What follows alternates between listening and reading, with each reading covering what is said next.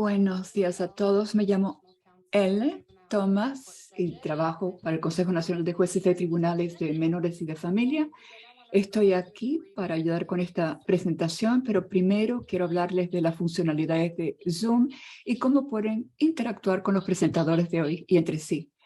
Tenemos transcripción y subtítulos y esto lo pueden ver en la parte inferior de la pantalla y también pueden escuchar o pueden leerlo en español y en inglés, tiene la transcripción. También hay servicios de interpretación. Para ello pueden pulsar en el globo terráqueo en la parte inferior de la pantalla y entonces verán una lista de canales lingüísticos. Escojan el idioma en que quieran escuchar y verán que después de la lista de idiomas hay una opción para silenciar el discurso original. Si no quieren escuchar el audio original de fondo, pueden silenciarlo. Si alguien tiene algún problema técnico, por favor, díganmelo por medio del chat y trataré de ayudarlos lo más rápidamente posible. Gracias por participar. Y ahora doy la palabra a nuestros presentadores para que empiecen.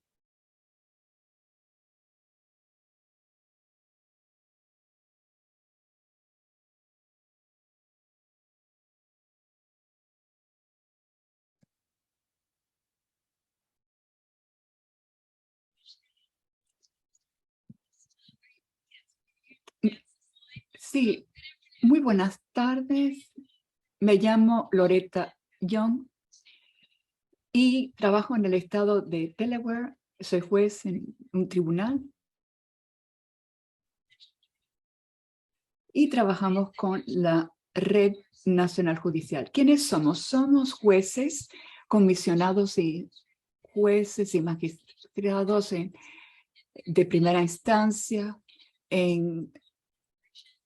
y trabajamos en casos de inmigración y de tráfico de personas y ofrecemos recursos a los jueces en los tribunales tribales y estatales que conocen de casos de víctimas del tráfico de personas. Y el sitio web de este webinario ya ha sido creado y pueden tener acceso a él a través de este enlace. Y al final del webinario, por favor, cumplimenten el formulario de evaluación y también verán el enlace en el recuadro del chat.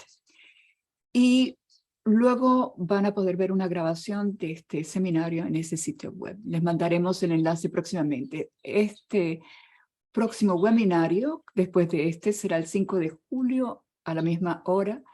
Se va a tratar sobre las mujeres indígenas y asesinadas y el paradero desconocido en la intersección con el tráfico de personas. Y sin más, doy la palabra a la siguiente presentación. Yo soy Barbara Marx, soy una juez jubilada de Seattle, Washington, y estoy en el Consejo Nacional de Jueces de Tribunales de Menores de Familia en la Junta Directiva y ofrezco formación y doy cursos sobre tráfico sexual infantil. Cuando yo era juez, me sorprendió mucho saber que hay familias y padres que venden a sus propios hijos. Yo no podía entenderlo y sé que muchos otros jueces tienen el mismo problema. Así que empecé a investigar el tráfico familiar. Antes, en esos tiempos, no había mucha información. Gracias a la doctora Ginny Sprang, ahora hay mucho material. La doctora Sprang es profesora de psiquiatría en la Universidad de Kentucky. Ella es directora ejecutiva del Centro sobre el Trauma y la Infancia. Es la investigadora principal de muchos proyectos subvencionados a nivel estatal sobre el estrés y el trauma en las víctimas. Y ella está en la junta directiva a ver, si lo leo otra vez, de la Red Nacional de Niños y de Trauma. Y podría hablar mucho más sobre la doctora Sprang, pero no tendría ella tiempo de hacer su presentación. Ella, quiero añadir que ha escrito sobre el tráfico sexual de menores. Ella escribió un estudio que yo uso mucho en mis formaciones. El tráfico sexual de niños es un problema mundial, pero lo vemos mucho aquí. A través de su trabajo y de nuevos estudios por otras organizaciones, ahora sabemos que por lo menos la mitad de las víctimas de tráfico sexual, en primer lugar, son víctimas del tráfico sexual en sus familias, perpetrado por sus padres o sus tutores legales. Yo le doy las gracias a la doctora Sprang por muchas cosas, sobre todo por todo su trabajo. Y le doy la palabra. Gracias, Bárbara. Estoy muy contenta de estar aquí. Les voy a compartir mi pantalla.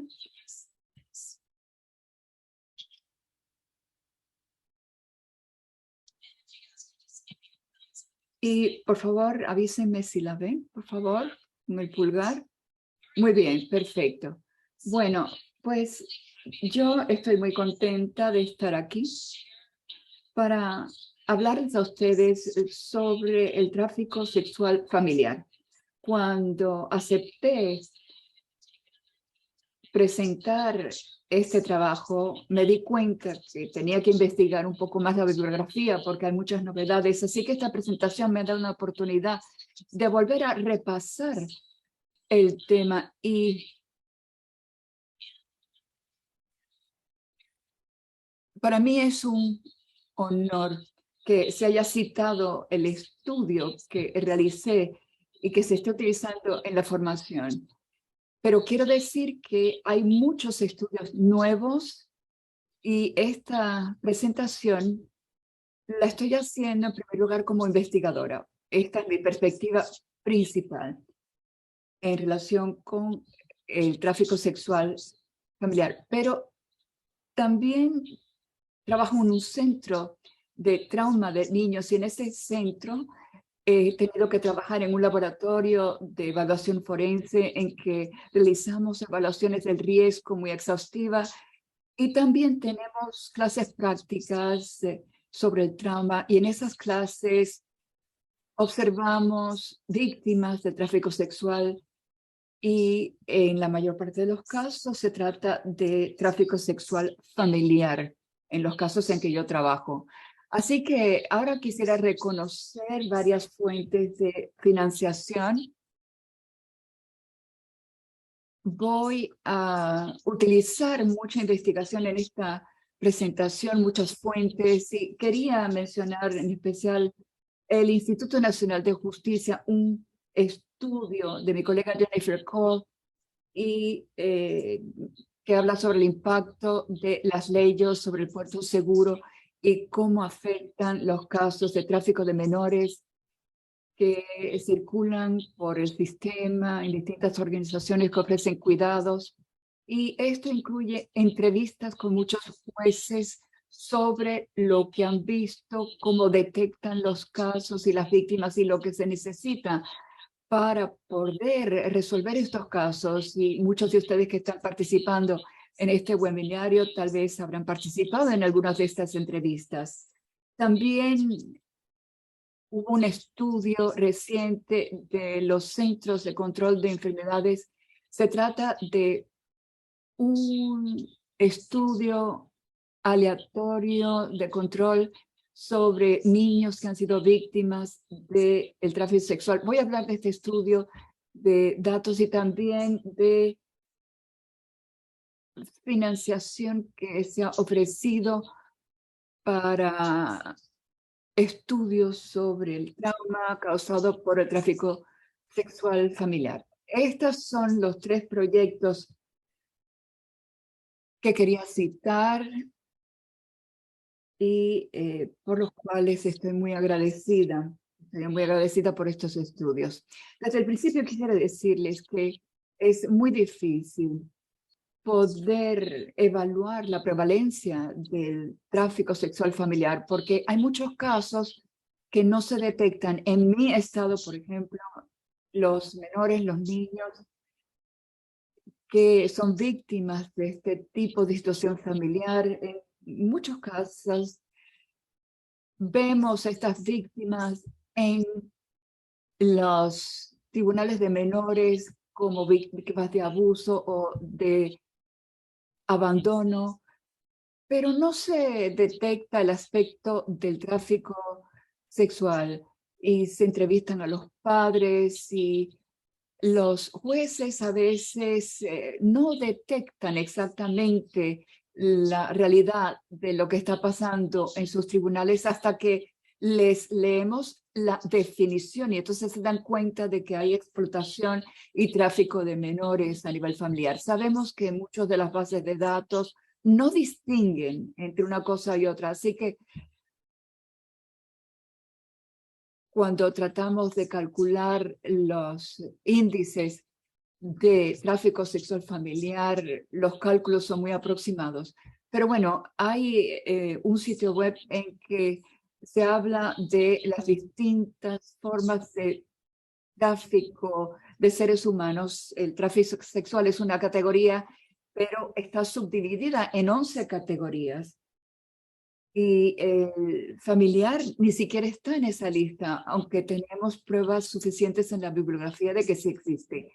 La explotación y el tráfico en el contexto familiar es una gran traición de la confianza, es una traición de la intimidad, crea una sensación de indefensión y en realidad va en contra de todo lo que sabemos o creemos saber sobre las relaciones entre seres humanos dentro de una familia y lo dignos de benevolencia que nos parece que somos y cómo esto puede incidir en repercutir en el niño para el resto de su vida. Hay mucho trauma y hay trauma complejo que se deriva de esta exposición al tráfico sexual familiar. Empezamos ya a ver un perfil de las víctimas en este campo del trauma tan complicado. Nos consta que hubo un informe en 2019 de la línea directa sobre el tráfico sexual en que se dice que el tráfico sexual familiar es el segundo motivo de trauma inducido en los niños, en los menores, y sabemos, y ya lo sabíamos o lo hemos sabido desde hace ya 20 años, 2005, hubo un estudio sobre prostitución infantil en que se habló que un 12% de los jóvenes en ese estudio habían sido explotados por un pariente. Y en 2005 lo enfocábamos de esta manera. Pensábamos que este tráfico familiar era subcategoría de los abusos o los malos tratos infantiles. Así que estaba muy profundamente insertado en esta definición. Y ahora estamos observando que el tráfico sexual familiar se denuncia cada vez más en los estados, pero todo depende de la clasificación de los casos y la detección. Vemos que un 19% en South Carolina, 25% en Hawái, entre 45 y 47% en Minnesota y Kentucky, respectivamente. Y en 2007 a 2012, esta línea directa de asistencia era la fuente de casi toda nuestra información y las líneas directas de los centros de tráfico sexual comunicaban como un 18% de estas víctimas de sus padres o tutores legales. Y en 2021, el Instituto de Medicina hizo un estudio en que se hablaba de 25% de menores explotados por un pariente, un miembro de la familia. Y más recientemente, el proyecto CLARE se comunicó con 21% de jóvenes víctimas de tráfico por un pariente. Aquí no nada más nos da indicios de que estamos mejorando la manera de registrar las cosas. Este 31% es un aumento entre del 2019 a esta fecha que vemos aquí, un aumento del 7%. Vemos que suceden dos cosas. Vemos, pues, la crisis de los opioides también está trastocando partes de los Estados Unidos y pues ha aumentado las cifras en mi estado, pero también vemos que estamos detectando mejor las cosas. Estas cifras van en aumento, pero son datos bastante crudos en donde pues podríamos decir que las cifras podrían ser todavía más altas. Entonces, ¿de qué estamos hablando cuando hablamos de la trata hecha por parientes? También, como lo dijo la jueza Mark, me quedé atónita en un principio cuando identifiqué cómo eran estos casos, qué tenemos que saber de lo que sucede en estas familias. Y ahora tenemos ya 3 o 4 años de datos bastante buenos que se han publicado para poder identificar el perfil de una familia en donde se da la trata con fines sexuales. Tenemos cada vez más estudios. En primer lugar, lo que nos dicen los estudios es que las víctimas son cada vez más jóvenes. Tenemos que estamos hablando de que cada vez la edad baja ahora a entre 11 y 12 años. Cuanto más joven es la persona, vemos que más posibilidades tiene de ser tratada y vemos que pues partíamos de un promedio de 14 a 17 años de edad. Ahora, en todo el país tenemos datos suficientes que nos dicen que hay programas para atender el tema, hay cursos que se dan en preparatorias, pero lo que vemos que las víctimas de la trata con fines sexuales por parte de un familiar es cada vez son más jóvenes. Entonces, aquí tenemos la posibilidad de que el CDC está interviniendo en una etapa más temprana en las escuelas, porque esta es la manera en la que vamos a poder llegar a la juventud y pues vigilar un poco las posibles situaciones para que podamos identificar lo que pueda pasar antes de que suceda y pues haré mención de algunos programas durante el webinario. El agresor más común en la trata por parte de familiares, por lo general es la madre biológica. 60% de las veces en el de Alert con datos parecidos en el estudio de Kellinson y estamos hablando de en promedio un 40% de las veces es la madre biológica. No quiere decir que los padres biológicos no están involucrados en un tercio de las veces, sí, pero tenemos que cada vez más se registra que es la madre biológica quien ejerce la trata y ¿por qué no participan tanto los papás? Porque por lo general no están presentes en el hogar. Lofen en el 2021 especificó que la mayoría de las veces las madres biológicas también habían sido víctimas de trata en su infancia. Hubo un caso muy reciente en el centro en el que trabajo, en donde llegó una niña de una edad mucho menor a la que tenemos en los registros, la trató su madre y el abuelo, y la madre también fue tratada de niña alrededor de los 13 años, al igual que sus hermanas, y también a su abuela la vendieron en línea a otra persona en otro estado a cambio de drogas. Tenemos aquí pues una transmisión intergeneracional de la trata y nos dice que hay un cambio en la narrativa de las familias porque pues eh, hemos visto cómo hay una distorsión, es decir, esta manera en la que vemos a una familia en donde tendrían que proteger y cuidar a la infancia, bueno, pues es, es generacional lo que se transmite. Tenemos una falta de confianza de generación a generación con respecto a lo que no tendría que suceder, no se ha identificado como un acto violento, como un acto traumático o anormal en la vida de un niño o una niña, sino que hay falta de conciencia que nos dice que aquí hay oportunidad de acercarnos a las familias para evitar esta transmisión intergeneracional que crea un ciclo, y para romper el ciclo necesitamos educación. Y me parece que aquí, como lo vemos, tenemos a la tratante principal siendo la madre biológica, nos da información suficiente para entender la dinámica de las situaciones.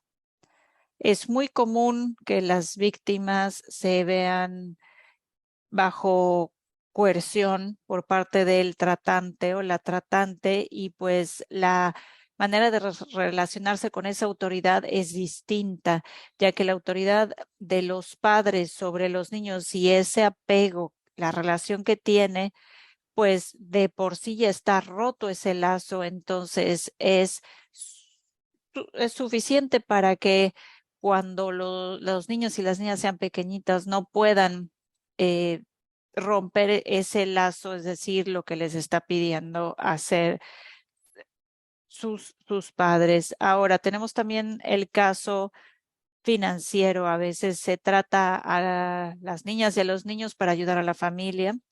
También lo vemos en casos de drogadicción y otras adicciones. Hemos visto que entre un 75 a 80% de las veces han quedado registrados en muchos de estos estudios que provienen por estas causas. Se hizo un estudio por parte de prestadores de servicios en donde comunican que no podría pensar que una familia pudiese utilizar la trata a partir de su problema de drogadicción. Pero esto nos hace ver que hay áreas en donde pues seguimos luchando con las adicciones a los opioides. En cuanto al lugar, en un 50% de los casos de familias en donde hay casos de trata, vemos que los niños y las niñas han sido tratados a veces con los padres presentes y a veces no. Hay de todo, es decir, es que se fue mi mamá por un tiempo y viene el tratante a la casa. También vemos que hay casos en donde el tratante vive en la casa de la familia, y pues el tratante a cambio de drogas, pues duerme con los niños a cambio de drogas, o pues coexiste el tratante con la familia y va y viene. Otras formas muy comunes que se presentan es la explotación en línea. En el 2020, el Centro Nacional para Niños Extraviados y Desaparecidos han visto un aumento del 100%, estamos hablando de 96 punto y tantos por ciento, en la que los niños y las niñas pues han dicho que la manera en la que los tratan se da en línea. Cada vez se repite cada vez más, y esto hace que hay más vulnerabilidad. ¿Por qué? Porque los niños y las niñas tienen más acceso a Internet. Incluso nos tocó un caso en donde había un grupo de abogados defensores que se reunieron para defender a los agresores sexuales que habían tenido acceso a Internet como parte del Senado, que había hecho una prohibición, y pues debido al COVID, pues tenían que obtener información para protegerlos. No sé si ganaron o no estos casos, pero sí sé que hay un movimiento para tener más acceso a la información de los agresores sexuales. Aquí hay casos también en donde a los niños los llevaron a otros lugares o los transportaron a un hotel o a un motel en donde se dio la trata, a veces en hoteles, a veces en moteles, a veces en vehículos. De alguna manera, con esto cerramos los niveles de riesgo a nivel individual. Así es que si les parece, ahora vamos a ver con lupa la perspectiva socioeconómica y socioecológica de la trata por parte de parientes. Hay otros elementos de riesgo a nivel comunitario, a nivel familia y a nivel sociedad. Si vemos la ecología social de la trata por parte de un pariente, pues vemos que hay congruencia en todo el mundo. La pobreza, las desigualdades sociales, la violencia de género y los determinantes sociales de la salud en general son los motores principales que detonan la trata, incluso en este grupo del que estamos hablando, que es la trata cometida por parientes. Pero si nos vamos más a fondo, hay un par de cosas que me gustaría compartir con ustedes y son elementos de la lista. Un elemento que se relaciona directamente con la trata por parte de familiares es que hay una relación que se rompe. Hay veces que los padres migran, los padres entran a prisión, a veces hay drogadicción, hay violencia en el hogar, pero sabemos que esa relación de apego en la vida de una persona podría ser uno de los factores que tienen que ver con una respuesta traumática y estrés postraumático y se puede presentar más adelante en el desarrollo de la persona. Este apego distorsionado, pues evita que los niños y las niñas rompan con esa relación y al igual con otras partes de su vida que los, los molesten en la escuela, que se aíslen tanto en la escuela o de la sociedad, porque la falta de conexión con esa persona que tendría que cuidarles o esa falta de tener una relación afectiva se refleja y se manifiesta en otros tipos de violencia.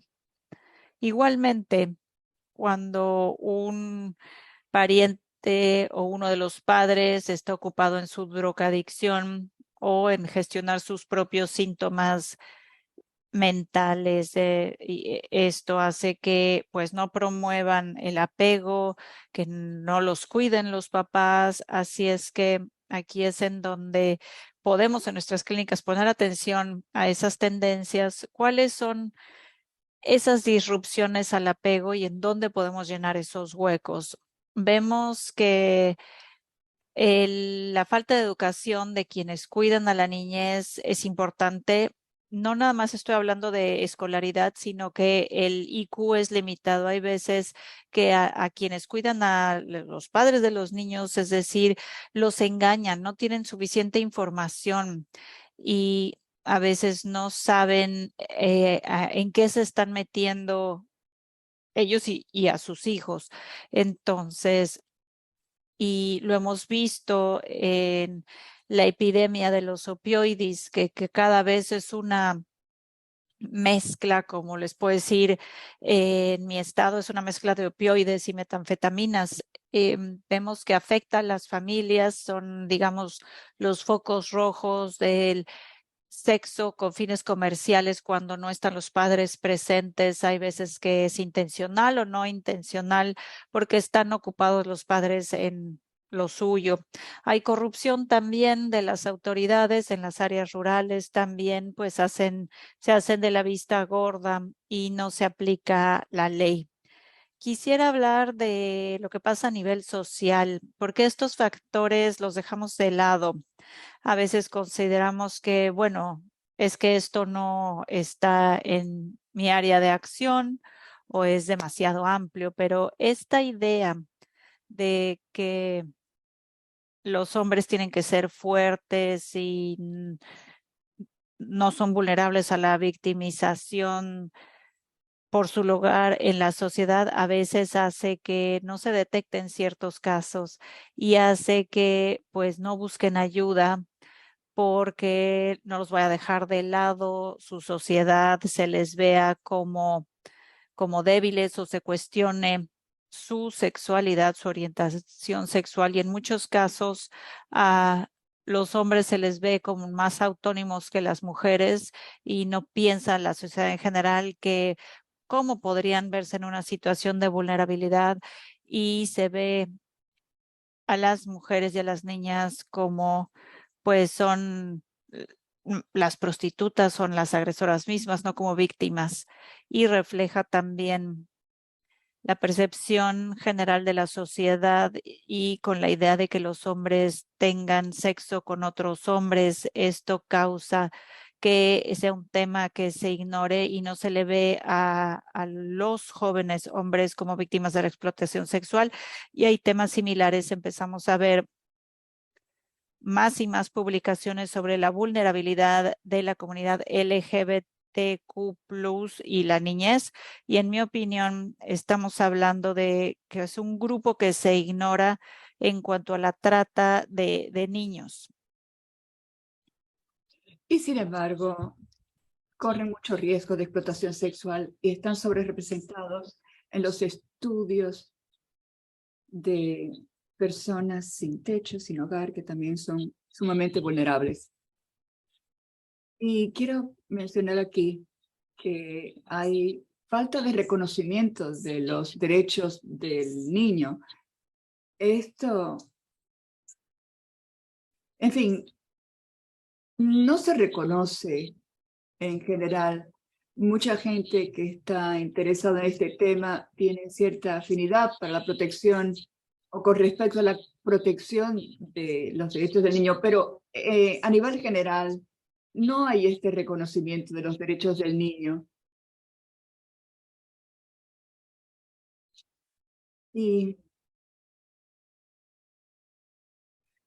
se habla, por ejemplo, de que los niños a veces los tratan como si fueran un objeto, propiedad de su familia. Y yo en mi estado y en zonas más rurales conozco gente que no les gusta que le digan lo que pueden o no pueden hacer con sus hijos y que tienen derechos, si quieren, a tratarlos, a traficar con ellos. Así que hay un perfil clínico. Yo soy terapeuta de formación y esto es algo en que me he interesado desde hace tiempo. Hay menos información empírica sobre las manifestaciones clínicas, pero sí observamos que hay una vía entre la exposición y el resultado. Y quisiera explicar esto un poco más. Si pensamos en el perfil de riesgo, sabemos que unos antecedentes de trauma, un historial de trauma, es uno de los factores. Y también en la bibliografía sobre el tráfico sexual se dice que la exposición al trauma anterior hace que la persona sea más vulnerable al trauma futuro. Y hay algo interesante que cabe mencionar aquí. Es una idea de Kimberly y Alexander McFarlane que habla de la exposición al trauma y habla de la idea de que nuestras experiencias traumáticas con frecuencia no se metabolizan totalmente con el tratamiento, no se arreglan. O sea, la gente recibe el tratamiento, pero sigue con su vida y a veces mejoran un poco y a veces la víctima piensa que ha superado el problema, pero entonces se exponen a otro trauma. ¿Y qué pasa? Pues que los síntomas se disparan y es como un rescoldo en un fuego que la gente piensa que se ha apagado, pero viene de pronto una ráfaga de viento y nuevamente se enciende el fuego. Y también hay muchos estudios que nos han demostrado que la salud mental de los padres es uno de los indicadores de cómo va a reaccionar su hijo o su hija. Y tal vez sea el indicador principal de la respuesta del niño. El hecho de que el padre haya sufrido de problemas mentales, de síndrome postraumático, estrés postraumático. Así que sabemos que hay factores epigenéticos y respuestas de todo tipo cuando hay un historial de trauma. Y como hay una transmisión generacional, sabemos que esto pasa en familias, que puede haber múltiples miembros de la familia que pueden tener estos síntomas del estrés postraumático. Pero también hay estudios que muestran que su respuesta al trauma puede dirigir su enfermedad o influir en ella. Por ejemplo, si los padres de uno le pegan y en ese momento uno tiene problemas fisiológicos graves y hay disociación, y si estos síntomas se prolongan, pues durante horas o incluso semanas, pues estas personas tienden a tener más problemas a lo largo del tiempo.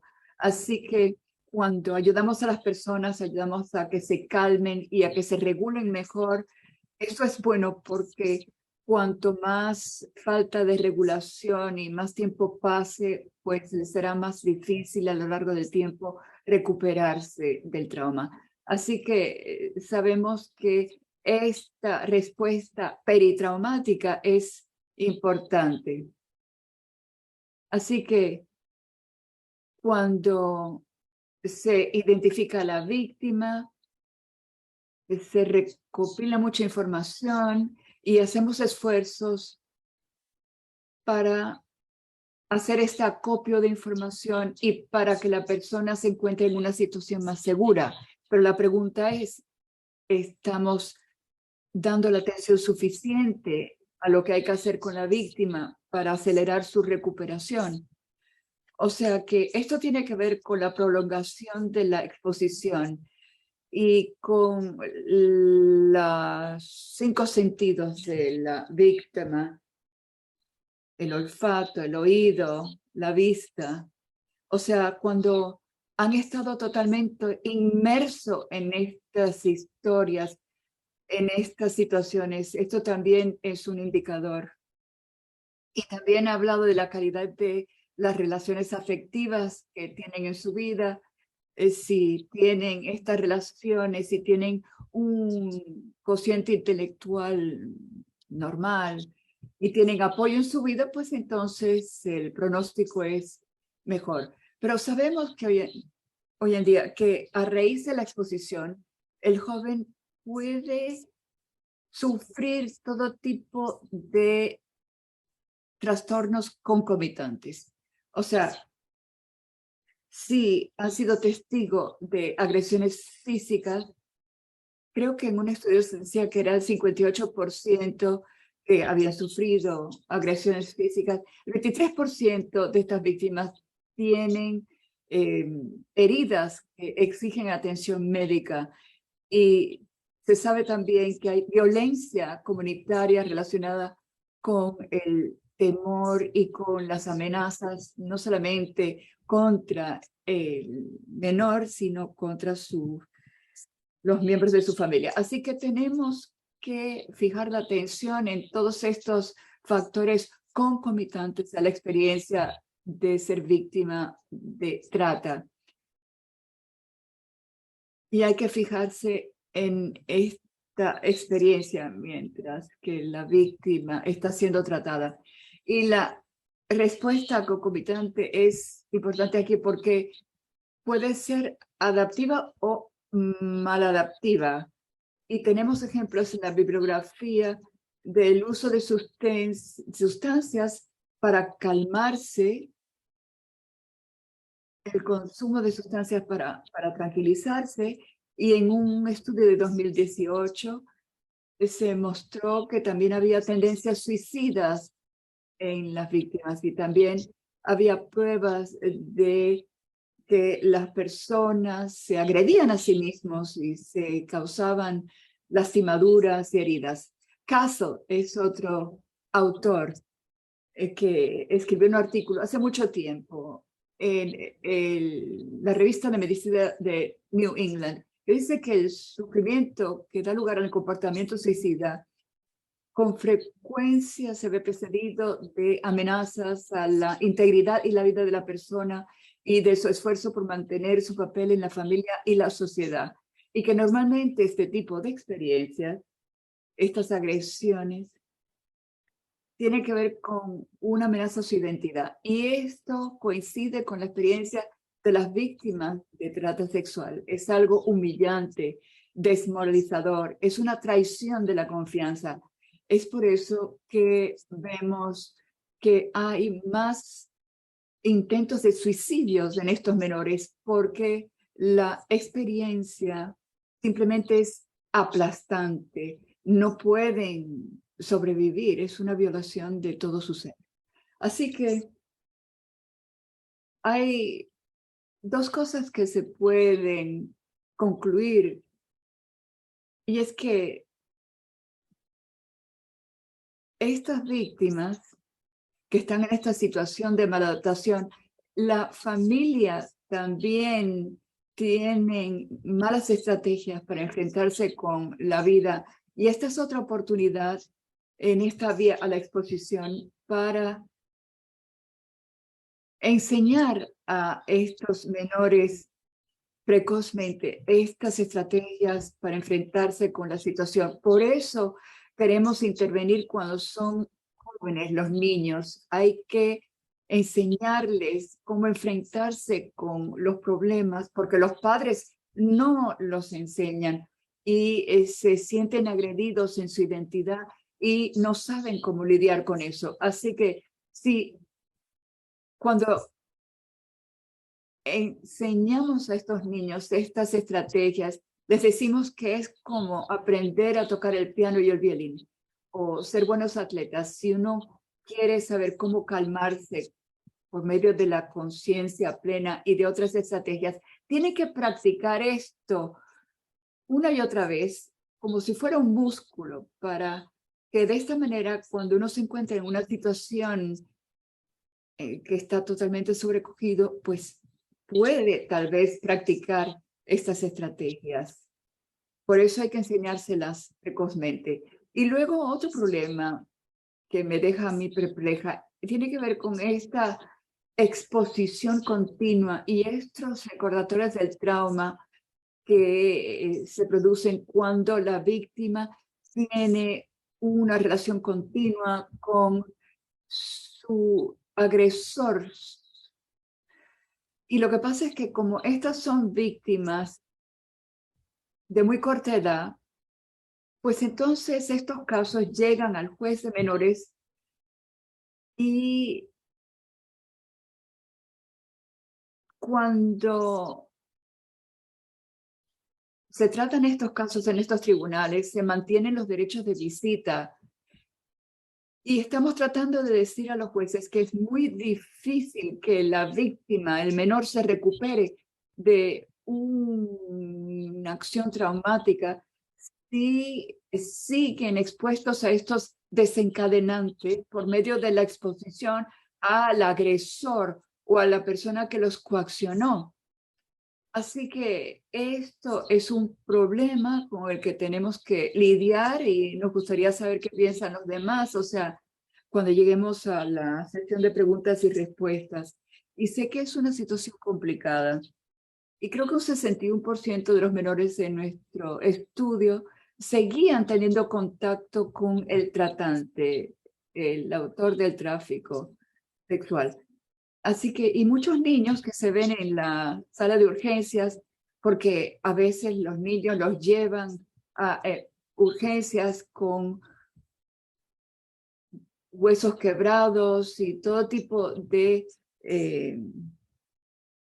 lesiones que sufren durante la trata. Bueno, pues esta es una oportunidad de llevarlos a un lugar seguro. Y hay un autor, Jackson, que ha trabajado con otras autores para crear herramientas que puedan utilizar los profesionales de la salud para detectar a estos niños del tráfico sexual sobre la base de pautas de lesiones y perfiles de riesgo. Igualmente, hay una brecha en cuanto al conocimiento de la conciencia y la necesidad que se tiene por todos los casos que se han presentado y cómo han sido tratados. También tenemos vagancia. Hay estudios en donde nos dicen que los niños y las niñas están intermitentemente en la escuela, entonces cuando están ahí hay que hacerles las preguntas y ver si hay indicios de trata con fines sexuales. Y otra cosa que nos dicen los estudios es que no se analizan realmente los resultados clínicos, pero lo que figura es el síndrome de estrés postraumático. También hay síntomas bastante severos, también está el MSS y una larga lista de síntomas que varían.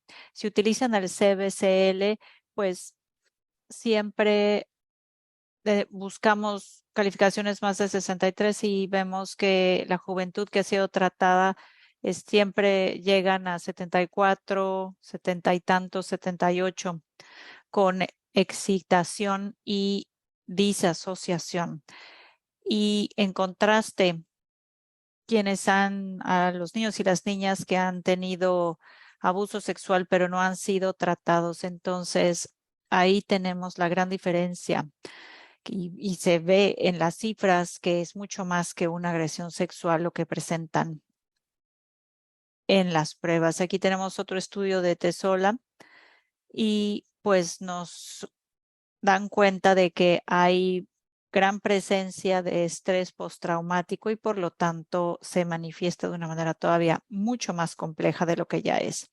Quisiera hablar un poco de lo que podemos hacer. Vamos a pasar un poco de hablar del problema y vamos a debatir un poco cuáles serían esas soluciones. Estamos haciendo avances, sí, pero todavía hay mucho por hacer.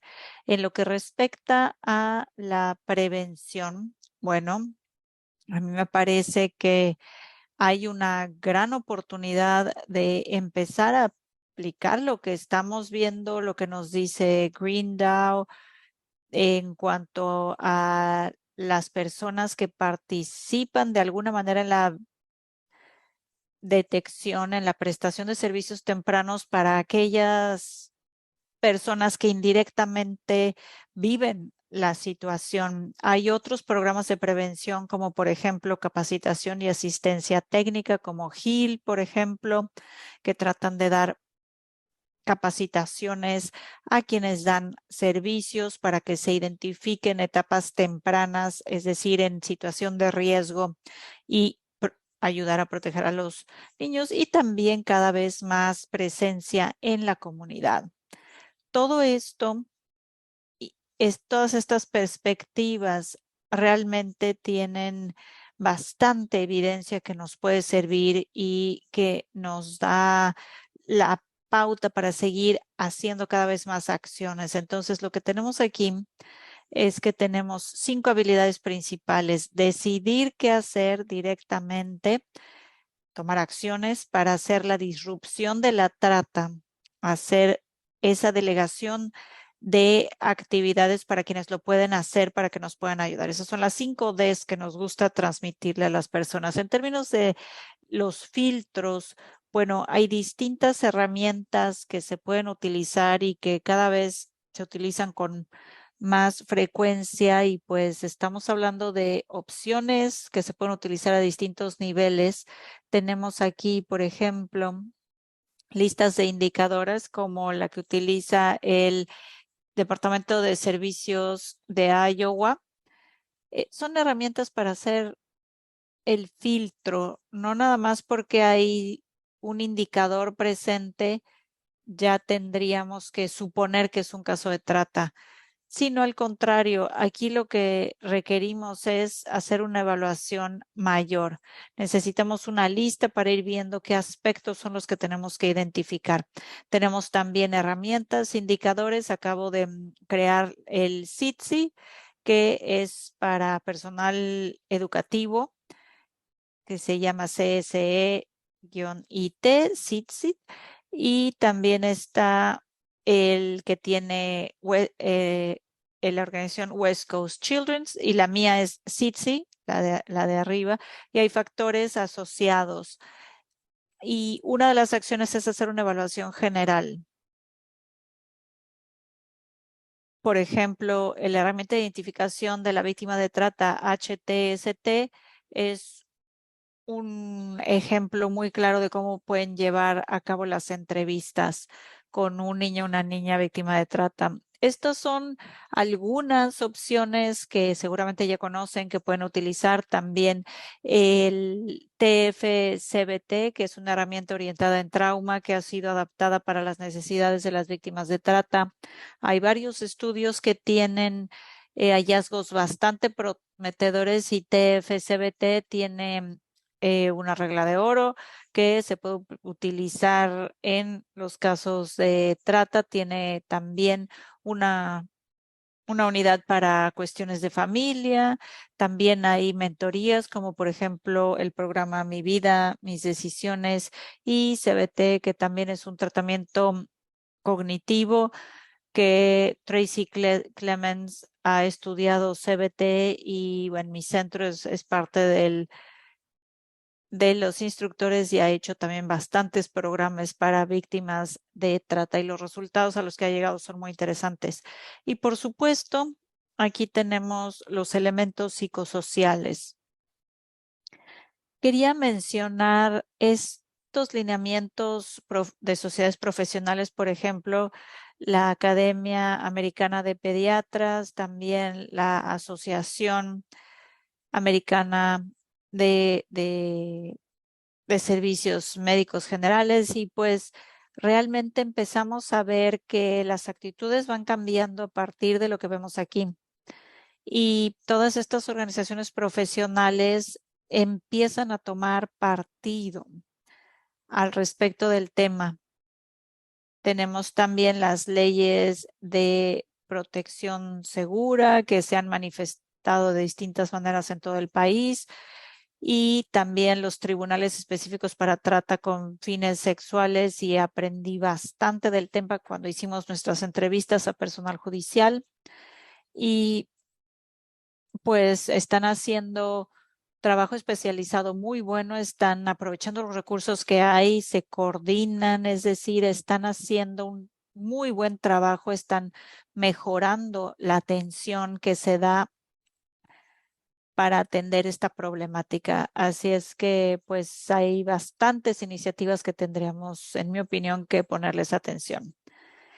Esta es la herramienta que les decía, la ver, veo, detengo. Aquí tenemos 3 niveles. El nivel 3 es cuando hay una gran preocupación. Y esta es una lista que le pedimos al personal de la escuela secundaria para que utilicen esta herramienta y vayan viendo si a partir de lo que saben en dónde se encuentra.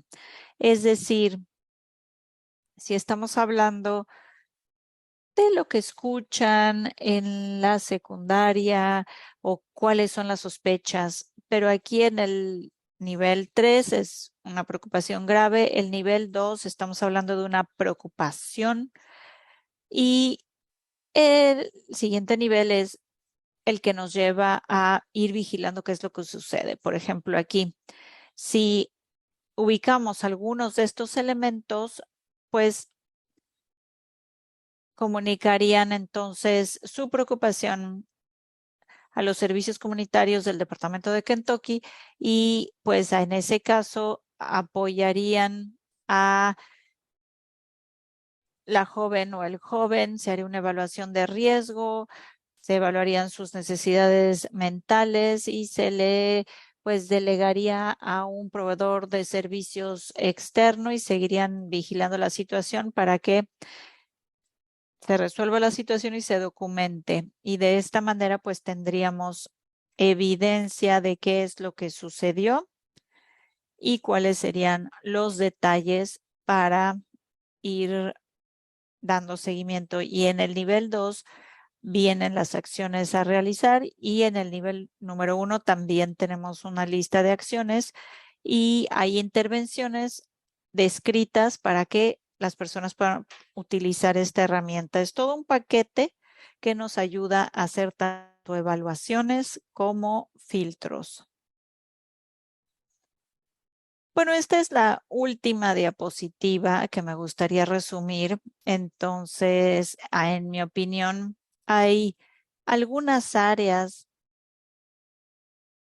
que requieren más atención y sabemos que la juventud y la niñez, cuando ha sido tratada, tienen 15 probabilidades más de desaparición. Cuando dejan la escuela, cuando no duermen en su casa y apenas tienen 11 años y no saben dónde están, pues tenemos que saber identificar en dónde están y necesitamos un sistema de respuestas. Ya sabemos que los filtros por lo general se utilizan para jóvenes de mayor edad cuando pues por lo general no veíamos estos casos en niños tan chiquitos. Requerimos más herramientas como lo que estamos haciendo con Green Bond para poder tener la posibilidad de tener más herramientas y maneras de comunicarnos con este grupo de edad para poder ayudar a este grupo. Y nos interesa dividir la trata con fines laborales y la trata con fines sexuales, porque también queremos que se clasifique la trata realizada por parientes, porque es muy difícil no tener una clasificación y entender su prevalencia porque hay focos rojos en los que tenemos que concentrarnos y están bien ubicados. Para ello requerimos esa clasificación. E igualmente también hay que contextualizar las cosas con la pandemia porque ha aumentado el aislamiento, la pandemia, más tiempo de estar pegados en las computadoras y por lo tanto hay más oportunidades de utilizar el control por medio de la coerción. De manera empírica todavía no se documenta de esta manera, pero tenemos que hacer estudios en donde se muestra que hay cada vez más violencia en algunas familias que tienen altos índices de pobreza, que están más aislados en áreas rurales y hay que considerar siempre el impacto que tiene este trabajo en el personal judicial, porque estos casos pueden ser es una sensación de indefensión.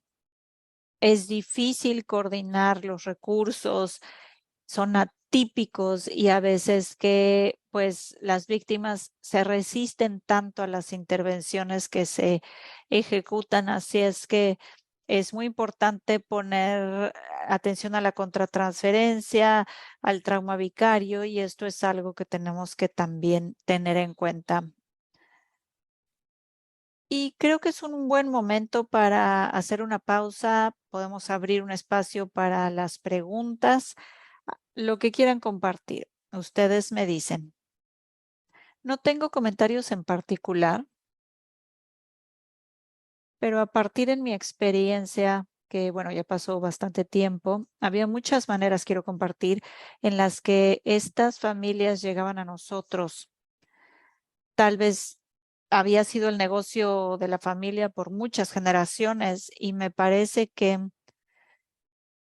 hablamos de niños desaparecidos con estas características que llegaban a nuestros juzgados y las cuestiones conductuales. Y por favor, corrígeme si me equivoco, pero leí que hay evidencia de que como quieren mantener la unión familiar y es el sistema familiar, se presentan a la escuela, les va bien, se portan bien. ¿Esa es su impresión, doctor Sprang, que hay casos de este tipo? Sí hemos visto casos así. El perfil más común es aquel en el que un niño o una niña pues desaparece.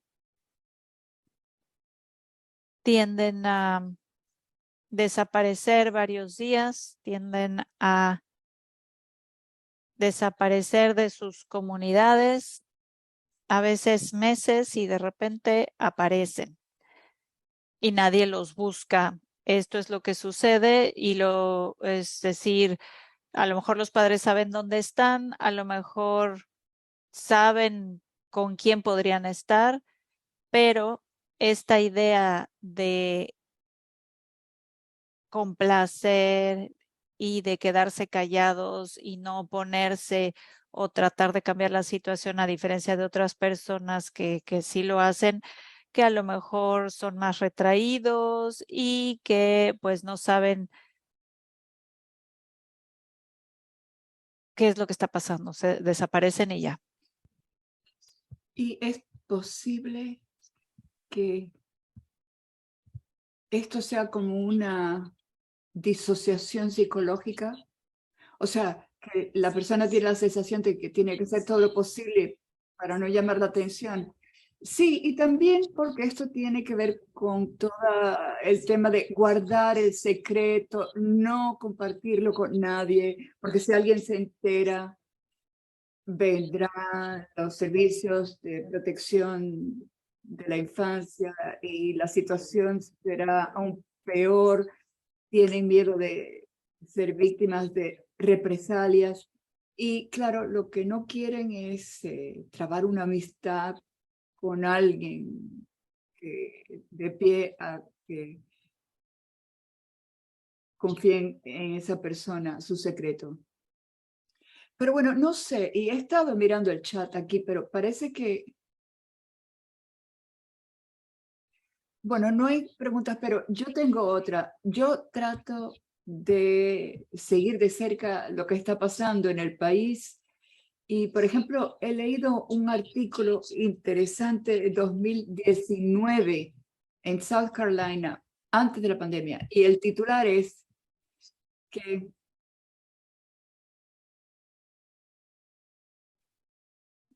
que el título era Familias de South Carolina que venden a sus hijos. Y este es el diablo conocido, decía el artículo. ¿Ustedes han tenido experiencias similares? La verdad es que no lo sé. Sí, hay lugares en Estados Unidos donde esto ocurre más que en otros. No sé si hay un lugar en que no ocurra, pero yo hice un estudio con una colega en que trabajamos con prestadores de servicios rurales y urbanos o metropolitanos. Fue un estudio controlado y vimos que había una gran diferencia entre la conciencia, los recursos, la capacidad de detección y la actitud general de si esto constituye un problema o no entre las zonas urbanas y las zonas rurales. O sea que a veces lo que hay es aislamiento y a veces es que la gente no quiere reconocer la realidad. Me dicen, por ejemplo, esto unas cosas no pasan aquí. O me dicen, esto no es un problema aquí. Oía mucho yo cuando era juez. Y la gente piensa que esto pasa en otros lugares, pero no es así. Hay casos también en esos lugares. Y bueno, ahora está muy animado el recuadro web chat, así que tengo varias preguntas. La primera pregunta es, hay dos preguntas muy relacionadas entre sí. ¿Acaso los líderes religiosos y las comunidades religiosas tienen un papel que desempeñar en estas situaciones? La segunda pregunta tiene que ver con el aspecto judicial. O sea, si ver a un padre traficante es un desencadenante de trauma para el niño, entonces, ¿cómo podemos conciliar esto con el hecho de que la ley obliga a que haya visitas? ¿Y acaso esto tiene que ver con los encuentros a pesar de las órdenes de alejamiento? Bueno, vayamos por partes. En cuanto a los líderes religiosos, sí, tienen un papel que desempeñar y en muchas partes del país incluso han tomado la iniciativa y han lanzado iniciativas muy progresivas. Bueno, hay muchas respuestas a esta pregunta, pero yo creo que una de ellas es que los miembros de la iglesia o de la sinagoga o del monasterio, lo que sea, siempre son observadores en la comunidad.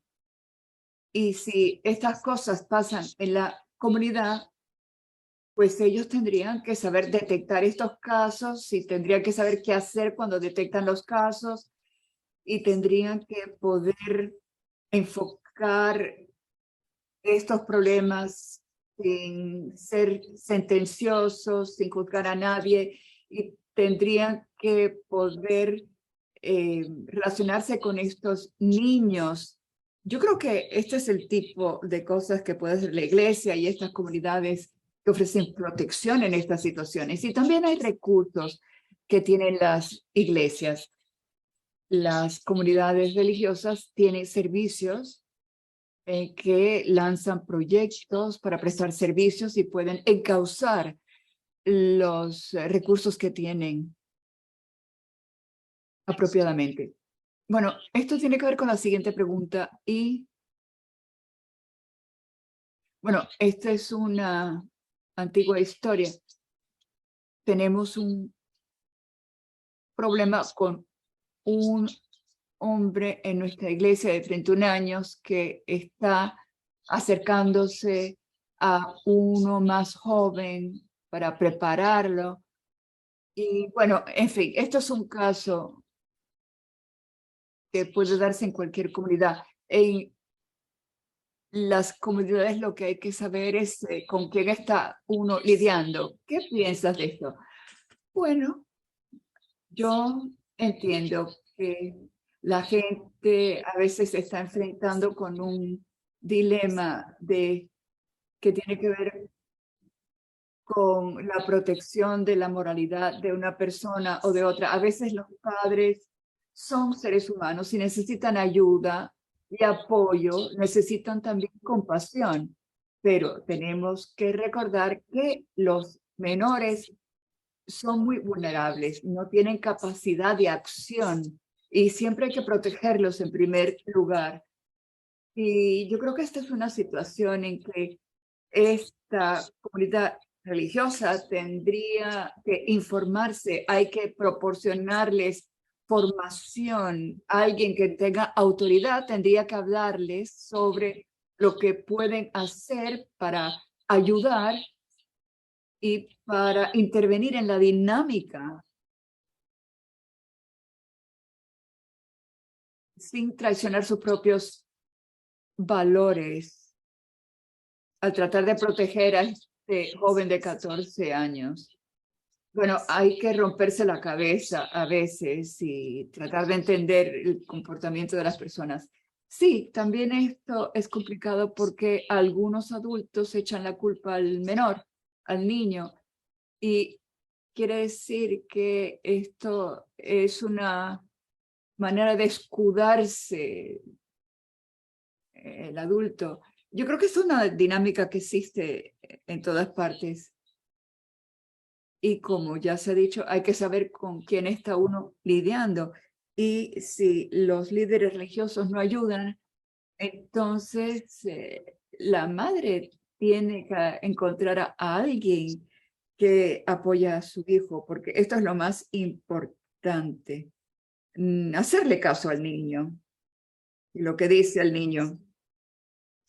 Sí, efectivamente. Y A veces esto lo oímos de los maestros y otras personas en la comunidad que dicen, ustedes no entienden, este es un niño malo, es malo. Cuando yo oigo decir esto, me doy cuenta que la persona que lo dice no entiende la neurobiología del trauma, no sabe lo que pasa, lo que le pasa al cuerpo cuando uno está expuesto a este tipo de situaciones, cuando uno se siente violado y cuando nuestros padres nos traicionan de esa manera. Y si esa persona entendiera de biología, sabría que el niño no está tomando la decisión de estar desregulado o de portarse mal en una situación que interfiere en su vida. O sea que lo que hay que hacer es exponer el problema para que la persona lo entienda desde una perspectiva distinta. Pero quisiera volver a la pregunta que Julie tenía. Sí, yo te iba a preguntar precisamente. Sí, es una buena pregunta. No sé si hemos hablado de esto. Me gustaría saber si otras personas tienen la solución. Sí, es como, son las consecuencias involuntarias de las políticas sociales. Robert Merton ya ha hablado de esto en los años 30. Hacemos cosas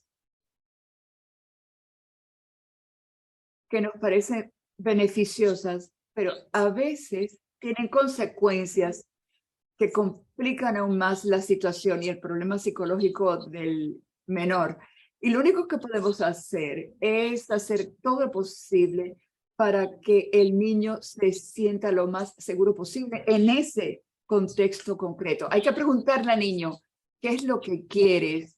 Y hacerlo de alguna manera, por teléfono, por Zoom, cuidando de que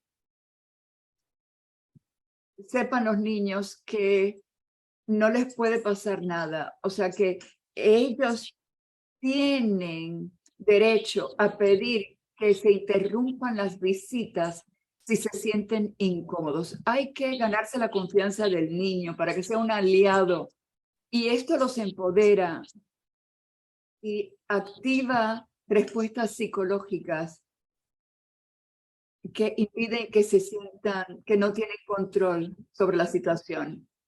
O sea, hay que convencerlos de que uno puede ayudarlos a sentirse seguros. Yo lo hago diciéndoles, mira, estamos en esta situación. Si tú quieres, si tú dices que no quieres ver a tu madre, yo te estoy dando la oportunidad de que te visite, pero no, porque no quiero que te arrepientas de no verla. Pero tal vez hay una manera de que continúen las visitas, pero que tú te sientas seguro. Si hay alguien que está contigo, un acompañante, si hay una cierta supervisión. O sea, trato de encontrar una condición que aumente la seguridad del niño. Y luego le pregunto al niño, ¿qué es lo que te angustia de esta situación? Y tal vez el niño se lo diga uno o no, pero con frecuencia esto tiene que ver con la preocupación de que lo que le vayan a decir o si lo van a amenazar y lo que esto va a significar para ellos desde el punto de vista de los recuerdos que van a tener de su familia después. Bueno, ¿acaso aquí hay oportunidades para que los trabajadores judiciales y los prestadores de servicios tomen la iniciativa? Porque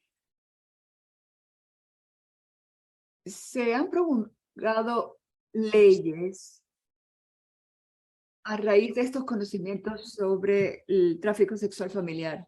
¿Acaso sería prudente volver a entablar estas conversaciones para encontrar servicios eficaces para los niños a los que tenemos que prestar los servicios? O sea, no sé si hay algún tipo de grupo o de lugar donde se pueda entablar esta conversación Y tal vez habría que hacerlo con los congresistas y las autoridades, porque cuando se promulgaron estas leyes, nosotros no sabíamos que existía este tráfico sexual familiar. Veo que hay más preguntas en el chat. Sí, hay veces que hay renuencia a aceptar que hay trata por un pariente, ¿verdad? Bueno, sí, es que hay tantas cosas tristes que pues preferimos no pensar por lo terribles que son. Y me parece que políticamente e incluso desde el punto de vista sociolegal, realmente aquí tenemos más derechos de la infancia y no de los padres.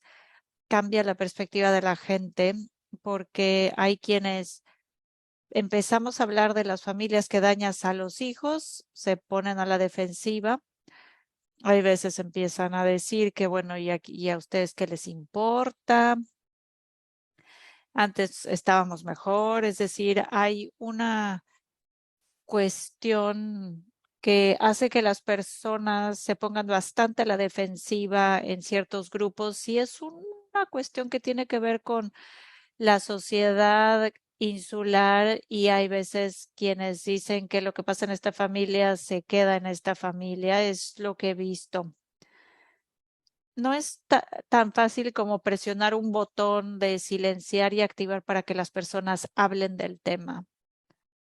También considero que hay una gran negación porque muchos papás no pueden concebir que otro padre venda a sus hijos. Cuando se habla del tema hay una incredulidad, es la reacción que esto pasa en nuestra sociedad. Me parece que hay quienes no pueden concebir que esto exista. Sí, o, ay, no, no, no, no, no, no, no, qué terrible. Esto me haría perder el sueño. Entonces las personas prefieren no hablar del tema y es la naturaleza humana. Pero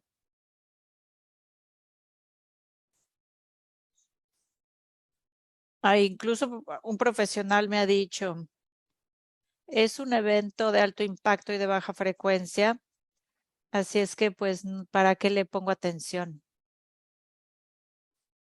También hay esa perspectiva. Muchas gracias. Sí,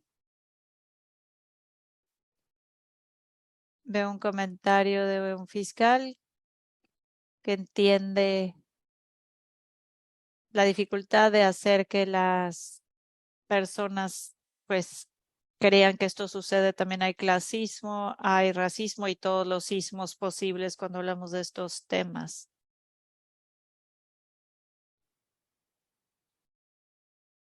Porque hay partes de la sociedad en donde sucede esto más que son las más marginalizadas. Claro, hay un tabú al respecto del sexo porque estamos hablando de sexo y hay quienes se sienten incómodos.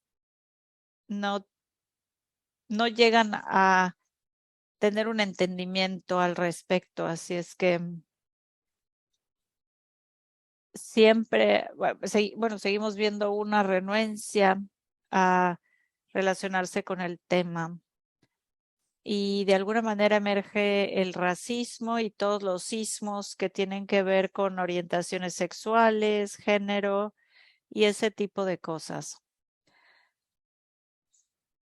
Hablamos el tema de que esto pueda suceder en jóvenes, hombres y también la juventud LGBTQ en las calles y cómo coincide con la indigencia y la vulnerabilidad de la juventud en esta situación. Este es un problema que mucha gente no quiere tocar y obviamente pues son los más vulnerables porque no tienen quien los proteja, están completamente eh, en una situación en donde pues tenemos una gran exposición. Hay otra pregunta que no hemos hablado. ¿Cuál es la perspectiva en cuanto a la ley de Nueva York del poner un alto a la violencia en la ley Sex Trades? Pues no sé a qué se refiere, me encantaría saber más. ¿Conoces a quién hizo la pregunta? No, pero hablemos de otra de las preguntas. Los recursos están en las diapositivas y vamos a compartir las diapositivas al igual que la grabación del webinario.